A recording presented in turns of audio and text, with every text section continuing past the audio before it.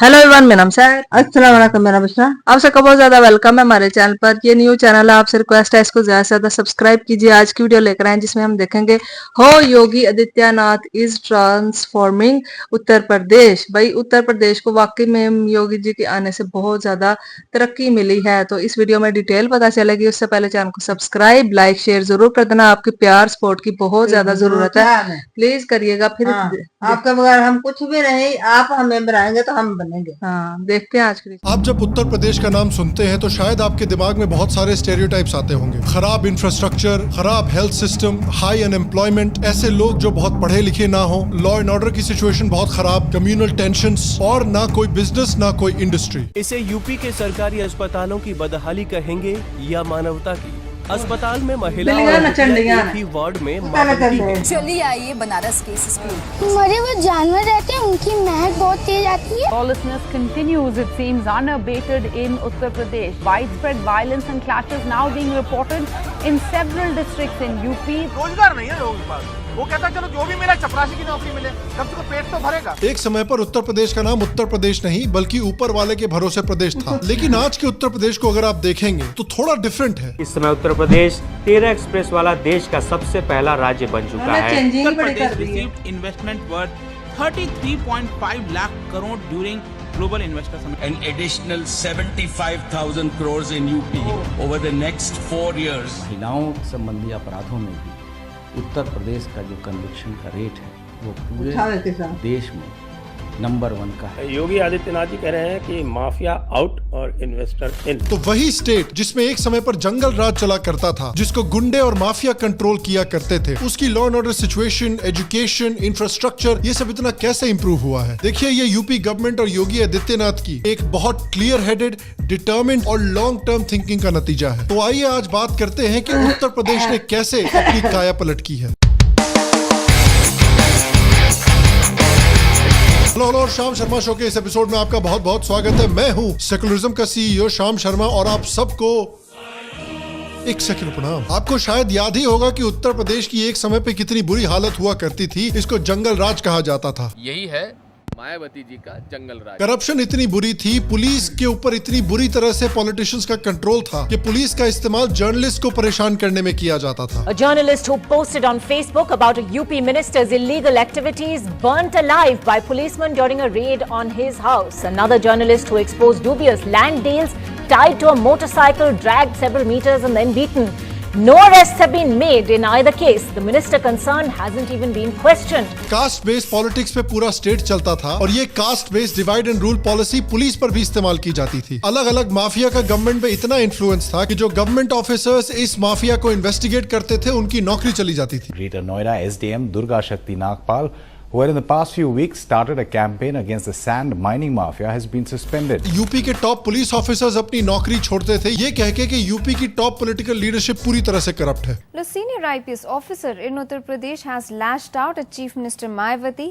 He has accused her of being corrupt and fears that he will be targeted for speaking out against the government. लेकिन आज का UP उस तरह के जंगल राज से काफी डिफरेंट दिखता है। तो इस काया पलट के एक एक पहलू को ठीक से देखते हैं। पहला पहलू है इंफ्रास्ट्रक्चर। आपको तो पता ही है कि यूपी बिहार जैसे स्टेट्स की एक इमेज थी कि भाई इनमें इंफ्रास्ट्रक्चर नाम की कोई चीज ही नहीं है। इन स्टेट्स की सड़कों पे गाड़ी चलाना मतलब चांद की सतह पे गाड़ी चलाना। लेकिन योगी आदित्यनाथ की गवर्नमेंट का पहला बड़ा फोकस रहा है इंफ्रास्ट्रक्चर डेवलपमेंट, खासकर हाईवेज और एक्सप्रेसवेज। एक समय पर जब इंफ्रास्ट्रक्चर की इतनी बुरी हालत थी, उससे आज ये हालत है कि उत्तर प्रदेश में पूरे देश में से सबसे ज्यादा एक्सप्रेसवेज है। ऑलमोस्ट 3000 किलोमीटर से भी ज्यादा के एक्सप्रेसवेज बने हुए हैं। और इन एक्सप्रेसवेज का फायदा ये है कि जो ट्रैवलिंग टाइम है विद इन द स्टेट वो ड्रास्टिकली रिड्यूस हो जाता है और लोगों के बिजनेसेस के महत्वपूर्ण पैसा और समय दोनों बचते हैं। दूसरा फोकस RRTS और एयरपोर्ट्स। तो गवर्नमेंट का फोकस ना सिर्फ लॉन्ग डिस्टेंस ट्रैवलिंग बल्कि इंटरसिटी ट्रैवलिंग में भी काफी फोकस है। गवर्नमेंट ने अनाउंस किया है कि यूपी के 12 शहरों में मेट्रो रेल डेवलप की जाएगी। उसके ऊपर से इन मेट्रो और RRTS प्रोजेक्ट्स में ऑलमोस्ट 3000 करोड़ रुपए इन्वेस्ट किए जाएंगे। RRTS होती है regional rail rapid transport system. ये समझो अगर मेट्रो और बुलेट ट्रेन की शादी हुई और उससे जो बच्चा निकला वो एक तरह से RRTS है, जो कि शहरों के बीच की ट्रैवलिंग का टाइम काफी रिड्यूस कर देता है। रेल के साथ साथ एयरपोर्ट्स को भी डेवलप किया जा रहा है। जो एयरपोर्ट्स एक समय पे सिर्फ 25 to 30 रूट्स के होते थे, वो अब ऑलमोस्ट 80 to 90 रूट्स के एयरपोर्ट्स बन गए हैं। छोटे से छोटे शहर भी एयरपोर्ट से कनेक्ट कनेक्ट किए जा रहे हैं। अयोध्या में तो एक full scale international airport develop हो रहा है जिसका नाम है मर्यादा पुरुषोत्तम श्री राम इंटरनेशनल एयरपोर्ट। अगला फोकस है गवर्नमेंट का हिंदू रिलीजियस प्लेसेस को डेवलप करना और उसमें एक टूरिज्म इकोनॉमी डेवलप करना। स्टेट गवर्नमेंट ने दिसंबर 2020 में एक department of religious affairs develop की थी जिनका गोल है यूपी के अलग अलग रिलीजियस साइट्स को एक प्रॉपर टूरिज्म हब में डेवलप करना। फॉर एग्जांपल जो राम मंदिर कॉम्प्लेक्स डेवलप हो रहा है, जो काशी विश्वनाथ कॉरिडोर डेवलप हुआ है और उनके साथ साथ और भी साइट्स डेवलप की जा रही हैं जैसे कि मथुरा, नैमिषारण्य, चित्रकूट, विंध्याचल और गोरखपुर। गोल है कि इन रिलीजियस प्लेसेस को भी एक टूरिज्म हब में डेवलप किया जाए जिससे कि काफी सारा टूरिज्म का पैसा भी उत्तर प्रदेश में आए। आपको पता है काशी में टूरिज्म कितना बढ़ गया है?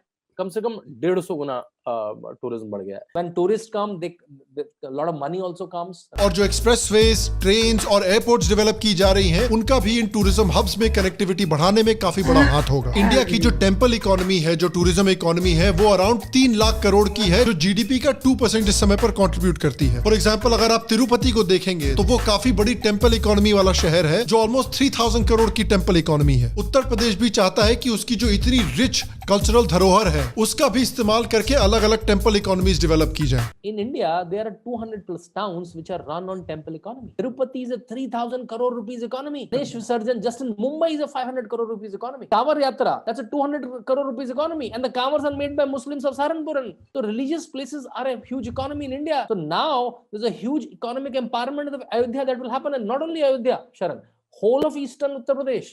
In fact, the parts of Bihar also. अगला बड़ा फोकस है law and order. Yogi ji के आने के पहले उत्तर प्रदेश को बेसिकली पहले माफिया, गुंडे और बाहुबली वगैरह लोग कंट्रोल करते थे जिनको अलग अलग पॉलिटिकल पार्टी से सपोर्ट मिला करता था। हालत एक समय पर इतनी बुरी थी कि अमेजोन और फ्लिपकार्ट जैसी कंपनी सिर्फ 2-3 डिस्ट्रिक्ट्स में डिलीवरी करते थे क्योंकि उनको पता था और डिस्ट्रिक्ट्स में जाएंगे तो गुंडे लूट लेंगे। अब इन सब चीजों को टारगेट करके योगी आदित्यनाथ की गवर्नमेंट ने बंद करवाया है। या तो इन गुंडों को अरेस्ट किया गया है और जो गुंडे पुलिस पर अटैक करते हैं उनका एनकाउंटर किया जाता है। पुलिस ऑफिसर्स ने एक्सप्लेन किया है कि एक समय पर गुंडों को पॉलिटिशियन से सपोर्ट मिला करता था लेकिन आज पुलिस को पॉलिटिशियन से सपोर्ट मिल रहा है। पुलिस को फ्रीडम दी जा रही है, छूट दी जा रही है कि वो प्रॉपर्ली इन गुंडों पर, इन बाहुबली पर, इन माफिया पर एक्शन ले सकें। वहाँ पे रोड माफिया थे, वहाँ पे बालू माफिया थे, वहाँ पे चीटिंग माफिया थे, गाड़ी चोरी माफिया थे, वो सारी ऑर्गेनाइज क्राइम थे। उसको कैसे ऑर्गेनाइज क्राइम को यूपी में हर जिले में 50-50 नाम चिन्हित करके उन पे दबिश बनाई गई। तो ये जब हुआ तो एक माहौल बना कि हाँ हम इस स्टेट पर वापस आ सकते हैं। इस लॉ एंड ऑर्डर पर एक्शन लेने का बेनिफिट ये हुआ है कि जो इतने कम्युनल क्लैशेस हुआ करते थे, दंगे हुआ करते थे यूपी में, वो भी कम हुए हैं। इनफैक्ट रायट केसेस जो है वो यूपी में पूरे देश के मुकाबले काफी ज्यादा तेजी से कम हुए हैं। औरतों के खिलाफ भी जो क्राइम्स होते हैं उसमें भी पुलिस का एक्शन और जो कन्विक्शन हुआ है लोगों का इन क्राइम्स में, वो यूपी में सबसे ज्यादा हुआ है। जो चार्ज शीटिंग है औरतों के खिलाफ क्राइम्स में, वो 2017 में 71% से 2021 में ऑलमोस्ट 77% हुई है। और जो पेंडेंसी रेट है इन केसेस का, वो 2017 में 21% से सिर्फ 17% तक आ गया है। और ये लॉ एंड ऑर्डर की सिचुएशन जो इतनी इंप्रूव हुई है, ये एक बहुत बड़ा फैक्टर था कि क्यों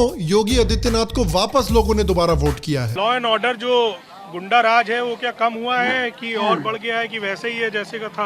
अरे भैया कम हुआ है। महिलाओं के लिए बहुत ज्यादा सुखद हो गया माहौल, और जो चीज की सुविधा नहीं थी वो सुविधा हमको मिल रही है और आगे भी चल के हमको उम्मीद है कि उनसे सुविधा मिलेगी। सरकारों में सिर्फ गुंडागर्दी होती थी लाल टोपी वालों की, और योगी जी जब से आए हैं तब से बहुत बढ़िया है। नहीं, क्राइम तो बहुत कम है। सब बस जो चल रहा है वो बेहतर है, उसको और बेहतर होना चाहिए। तो ये जो यूपी की एक काया पलट हो रही है, उसके पीछे योगी जी की एक क्लियर स्ट्रेटेजी थी। अगर आप हेल्थ सेक्टर में भी देखें तो नीति आयोग के मुताबिक उत्तर प्रदेश टॉप 3 स्टेट्स में था जिसने की हेल्थ इंडिकेटर्स में सबसे ज्यादा इंप्रूवमेंट की है। उसके ऊपर से मेडिकल और पब्लिक हेल्थ इंफ्रास्ट्रक्चर में भी यूपी देश की एवरेज से ज्यादा स्पेंड करता है। तो यूपी की जो काया पलट हो रही है उसके पीछे योगी का बिल्कुल क्लियर विजन था कि इन्वेस्टमेंट बढ़ानी है, इंफ्रास्ट्रक्चर बेटर करना है और क्राइम को घटाना है। तो जो इन्वेस्टमेंट समिट्स एक समय पर गुजरात में, महाराष्ट्र में, कर्नाटका जैसे स्टेट्स में हुआ करते थे, वो आज उत्तर प्रदेश में भी हो रहे हैं और उत्तर प्रदेश को भी बहुत बड़े बड़े इन्वेस्टमेंट्स मिल रहे हैं। ये जो यूपी की इमेज है हमने विदेश में एज ए एनआरआई नहीं देखी। हमारे पास महाराष्ट्र आता था, तेलंगाना आता था, आंध्रा आता था, तमिलनाडु आता था, लेकिन यूपी किसी इस तरह से नहीं आया। तो देखिए इस समय पर जो उत्तर प्रदेश की डेवलपमेंट हो रही है, ये एक बहुत ही अच्छी खबर है और ये देश के लिए बहुत जरूरी है। क्योंकि आप अगर इंडिया की पॉपुलेशन डेंसिटी देखेंगे तो आप अगर उत्तर प्रदेश, बिहार वाले एरिया को देखेंगे तो देखेंगे कि ये स्टेट्स ना सिर्फ बड़े हैं बल्कि इंडिया की पॉपुलेशन का बहुत बड़ा हिस्सा उत्तर प्रदेश में रहता है। यहाँ पर काफी यंग पॉपुलेशन है, बहुत हाई ह्यूमन कैपिटल है, लोग मेहनती हैं। प्रॉब्लम ये हो रही है कि इनके पास अपॉर्चुनिटीज नहीं है, तो इनको दूसरे स्टेट्स में जाना पड़ता है अपॉर्चुनिटीज ढूंढने के लिए, जहाँ पर अक्सर इनको डिस्क्रिमिनेशन का सामना करना पड़ता है, हिंसा का सामना करना पड़ता है।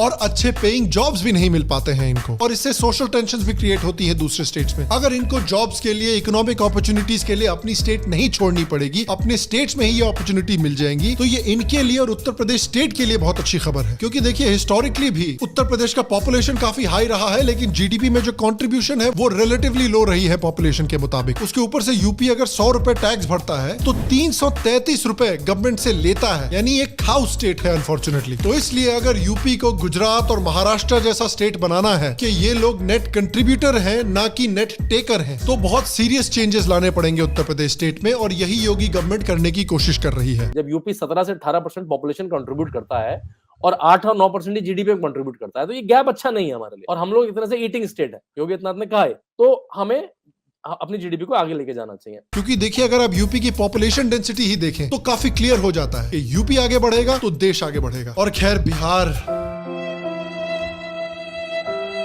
क्या ही बोले यार, बिहार की बढ़ोतरी कब होगी क्या पता। पहले बिहार का कम से कम एक दोस्त तो था उत्तर प्रदेश, अब तो उत्तर प्रदेश भी डेवलप कर रहा है, बिहार बेचारा अकेले ही रह गया। वन डे क्या पता। अभी भी देखिए यूपी में बहुत सारी चीजें हैं जो इंप्रूव की जा सकती हैं। For example police to civilian ratio काफी इंप्रूव किया जा सकता है। अभी भी इंफ्रास्ट्रक्चर इंप्रूव करनी है, हेल्थ इंफ्रास्ट्रक्चर खासकर ये सब चीजें इंप्रूव करनी है। लेकिन जिस ट्रेजेक्ट्री की तरफ उत्तर प्रदेश बढ़ रहा है वो ट्रेजेक्ट्री काफी अच्छी है और ये देश के लिए एक बहुत अच्छी खबर है। और मैं आपसे पूछना चाहता हूँ कि क्या आप भी मानते हैं कि उत्तर प्रदेश का धीरे धीरे काया पलट हो रही है, और क्या आपका भी मानना है कि उत्तर प्रदेश की डेवलपमेंट इंडिया की डेवलपमेंट के लिए एक बहुत अच्छी खबर है। ये तो कैसी थी आज की वीडियो। यार देखा ही आप सबने कि मैंने खुद देखा है कि उत्तर प्रदेश में यार बहुत ज्यादा डेवलपमेंट हुई है। अम्मी मतलब यूपी में कहते हैं कि पहले गुंडा राज हुआ करता था। आपको पता है कि गुंडे क्या करते थे कि किसी की भी प्लॉट जैसे खाली पड़ा हुआ, यहाँ पे भी बहुत ज्यादा लोग ऐसे करते हैं।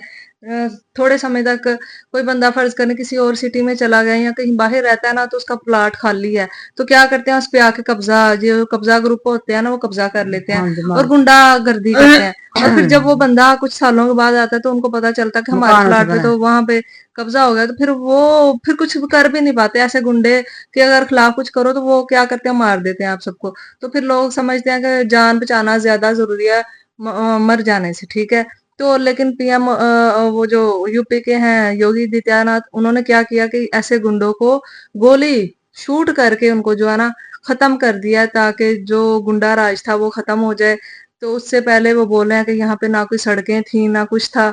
उनके आने से ऐसा हुआ कि भाई सड़कें बहुत ज्यादा बन गई हैं, क्योंकि हम जहाँ पे सड़कें होंगी वहां पे आप समझे कि कारोबार होगा, डेवलपमेंट होगी, लोगों को आने जाने में बहुत ज्यादा आसानी होगी। वरना जहाँ पे इतने इतने घंटे लगते हैं वहां पे आधा घंटा लगे तो बहुत ज्यादा बेहतर है कि जिसमें 2-2, 3-3 घंटे लगे, बहुत ज्यादा बेहतर है। तो इस तरह से वहां पे अब डेवलपमेंट हो रही है आहिस्ता आहिस्ता ही। मतलब एकदम से हम कहें ना कहीं पे भी कि रातों रात सब कुछ बदल जाए, ऐसा कहीं पे भी नहीं हो सकता। काफी साल लग जाते हैं, लेकिन आहिस्ता आहिस्ता वो कोशिश जरूर कर रहे हैं कि उत्तर प्रदेश को चेंज किया जाए। मैंने तो भाई देखा है वहां पे बहुत ज्यादा डेवलपमेंट हुई है। वो योगी आदित्यनाथ जी कहते हैं कि अगर कोई रात को लड़की को छेड़ेगा तो आगे यमराज की सूरत में मैं गोली लेके खड़ा होऊंगा उसका सर उड़ाने के लिए। तो ये चीज की वजह से अब लड़कियां रात को भी अकेले घूम सकती हैं, वरना रात को कभी कोई लड़की वहां पे अकेली घूम नहीं थी सकती। तो ये अब वो कहते हैं ना चेंजिंग आई है। और वहां पे अगर किसी से पूछा जाए ना, वहां पे ज्यादातर मुसलमान रहते हैं, तो उनके लिए भी उन्होंने बहुत ज्यादा काम किया। वो कहते हैं कि हम अगेन एंड अगेन इन्हीं को चूज करेंगे। तो नेक्स्ट पीएम भी उन्हीं को बोला जा रहा है, योगी आदित्यनाथ जी को, कि आने वाले समय में वही पीएम बनेंगे। आपकी क्या राय है बताइएगा जरूर। और यूपी से कौन कौन देख रहा है बताइएगा, और यूपी वालों के साथ हमारी ये वीडियो जरूर शेयर कीजिएगा। अगर आप अपने किसी भी शहर पर वीडियो देखना चाहते हैं तो कमेंट बॉक्स में जरूर बताइएगा। फिर मिलता है एक और वीडियो में। Thank you.